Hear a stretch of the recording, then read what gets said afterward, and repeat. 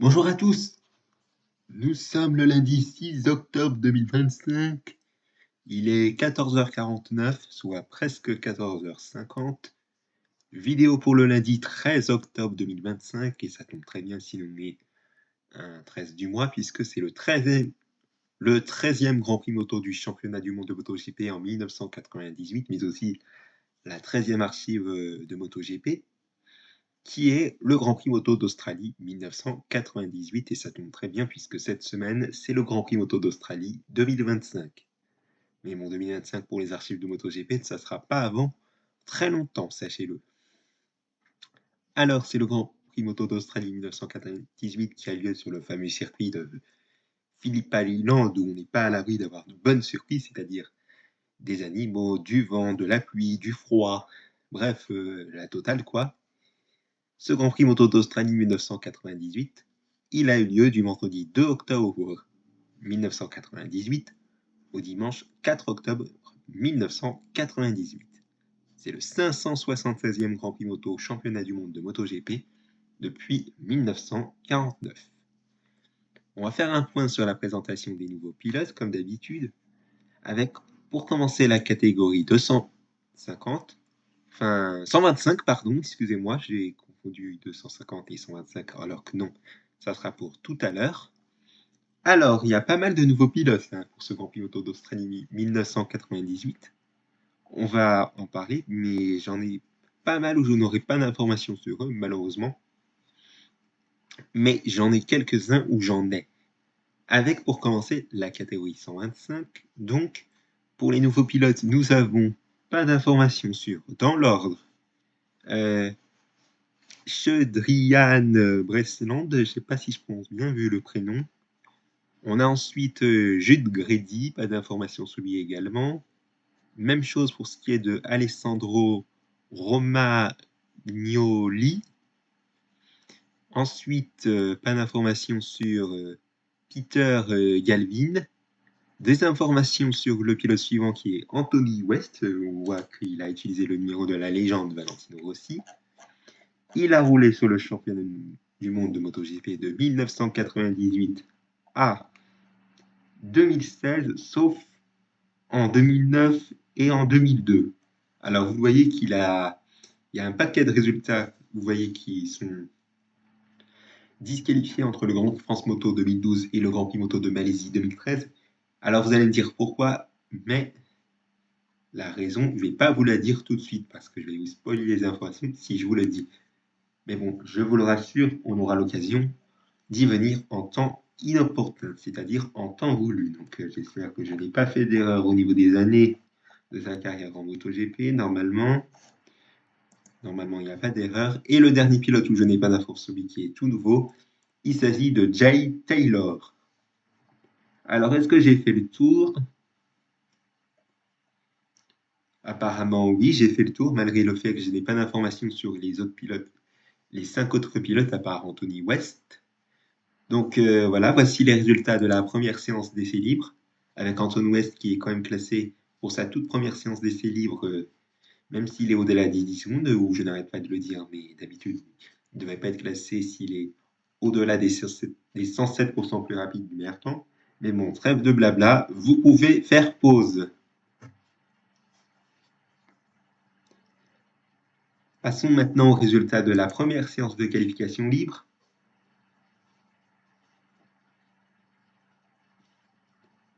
Si vous avez fait pause, on va passer à la deuxième séance d'essai libre, malgré que vous l'avez vu que le dernier Jude Grady n'a fait peu de tours, vous le voyez au cours de la première séance de qualification libre. Voilà les résultats de la deuxième séance d'essai libre avec Alessandro Romagnoli qui a fait peu de tours mais qui est quand même classé, vous voyez, là aussi avec un chrono de plus de 10 secondes, ce qui est assez étonnant. Donc, je le redis à chaque fois puisque je sens bien qu'il y aura des commentaires de ce genre dans les vidéos à venir, mais quand même. Bon, trêve de blabla, vous pouvez faire pause.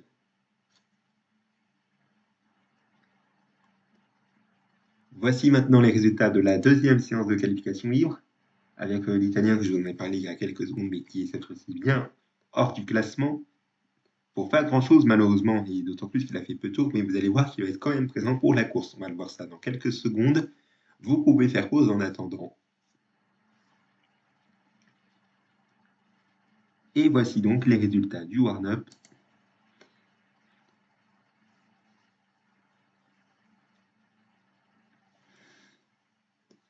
Et avant de passer à la course, si vous avez fait pause, vous l'avez remarqué que le dernier, au 26 millième, un tout petit peu plus de 10 secondes du meilleur temps, est quand même classé le dernier du warm-up qui est Shedrian Bresseland.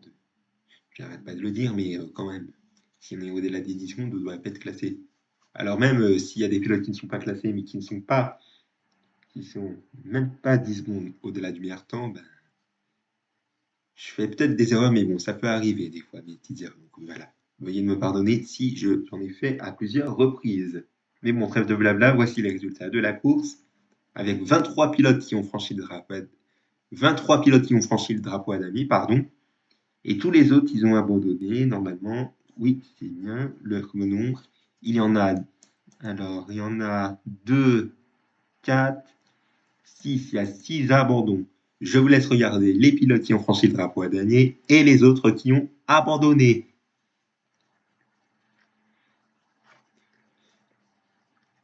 Et voici maintenant le détail des abandons.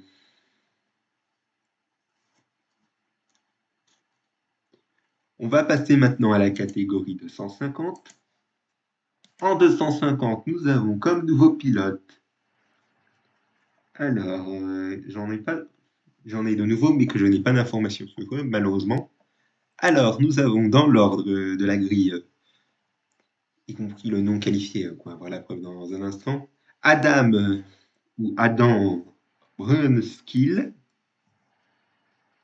pas d'informations sur lui comme je le disais, Craig Frederickson, j'espère que je prononce bien son nom de famille, William Strugnell, pas d'informations sur lui aussi, même chose pour ce qui est du suivant qui est David Orton, et le petit dernier où je n'ai pas d'informations sur lui, que je n'arrête pas de le dire, mais pour que vous le compreniez, pour que vous me compreniez, il s'agit de John Geronimi.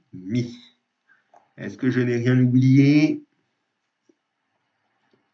Logiquement, je n'ai rien oublié au niveau des nouveaux pilotes, malgré le fait que je n'ai pas d'informations sur eux, sur les 6 que je vous en ai parlé.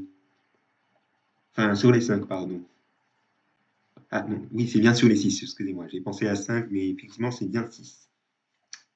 Mais bon, trêve de blabla, voici les résultats de la première séance des livres avec l'Australien John Geronimi qui n'a pas fait de chrono.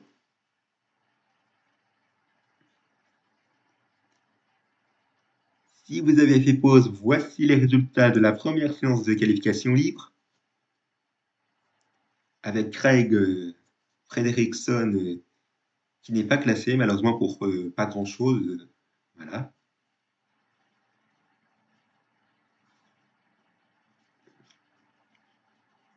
Si vous avez fait pause, voici les résultats de la deuxième séance d'essai libre. Ah, avant j'avais oublié un petit truc à noter. Non, c'est bon. J'avais un petit truc à vous dire qui est assez étonnant, mais non, non c'est bon, j'ai rien à dire. Mais bon, voici les résultats de la deuxième séance d'essai libre. Pas de chrono pour Martin Craighill et vous allez voir que ça va être pareil pour les séances suivantes, tandis que vous le voyez que le dernier classé, le dernier pilote qui a fait un chrono, qui est William Strugnell, il a fait son chrono à plus de 32 secondes du meilleur temps, qui a fait peu de tours, mais qui a quand même classé, ce qui est assez bizarre.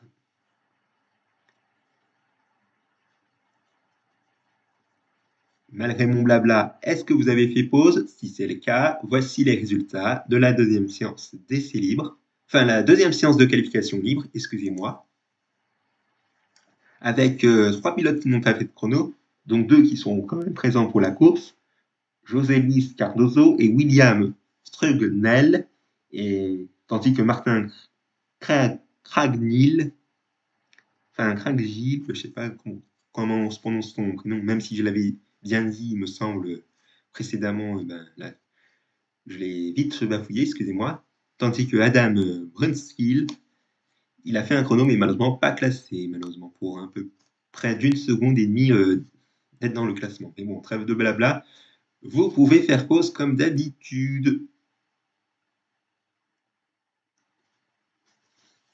Et voici donc les résultats du warm-up maintenant.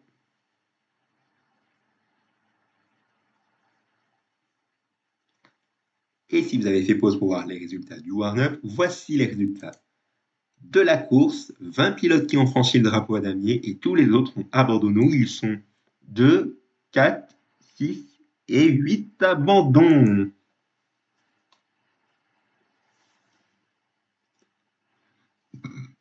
Excusez-moi.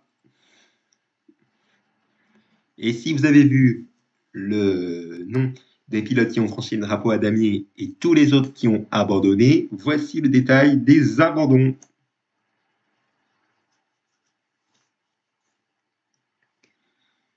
Et on va terminer comme d'habitude par la catégorie 500.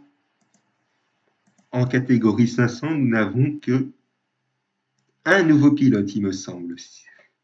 Ouais, il n'y en a qu'un, il s'agit de Mark Willis, un pilote australien qui aura été présent sur le championnat du monde de MotoGP de 1998 à 2001.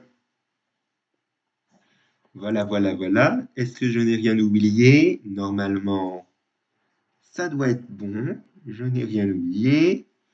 Voici les résultats de la première séance d'essai libre.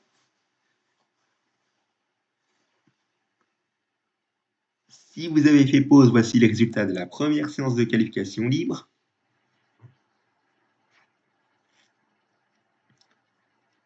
Si vous avez fait pause, encore une fois, et je n'arrête pas de le dire, voici les résultats de la deuxième séance d'essai libre.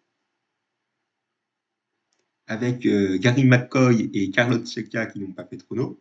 Ce dernier qui ne va pas faire de chrono aussi au cours de la deuxième séance de qualification libre, tandis que Gary McCoy va comment faire un. Enfin, il va quand même en faire un. Mais bon, trêve de blabla, je vous laisse regarder les résultats de la deuxième d'essai libre en faisant pause.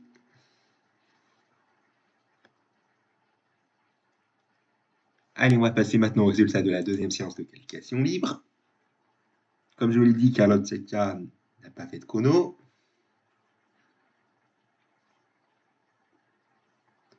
Voici maintenant les résultats du warm-up avec le meilleur temps attribué à Mike Doohan et vous voyez que le deuxième, Alex Barros, a fait le même temps. Alors là, vraiment, c'est la première fois que je vois ça depuis qu'on commence les archives de MotoGP. Je ne sais plus si il y avait un Grand Prix qu'on a fait il y a quelques semaines où il y avait 1 millième d'écart entre le premier et le deuxième. Je ne sais plus c'est lequel. Vous me direz dans les commentaires si vous en avez le souvenir. Mais bon, si vous en rappelez plus, ce n'est pas bien grave. Mais bon, voilà.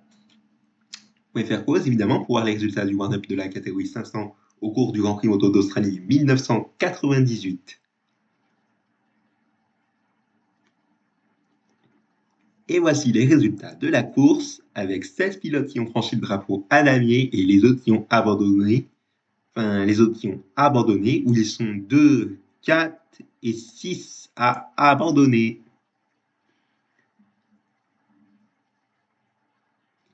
Et si vous avez vu le nom des pilotes qui ont franchi le drapeau à damier et les autres qui ont abandonné, voici le détail des abandons.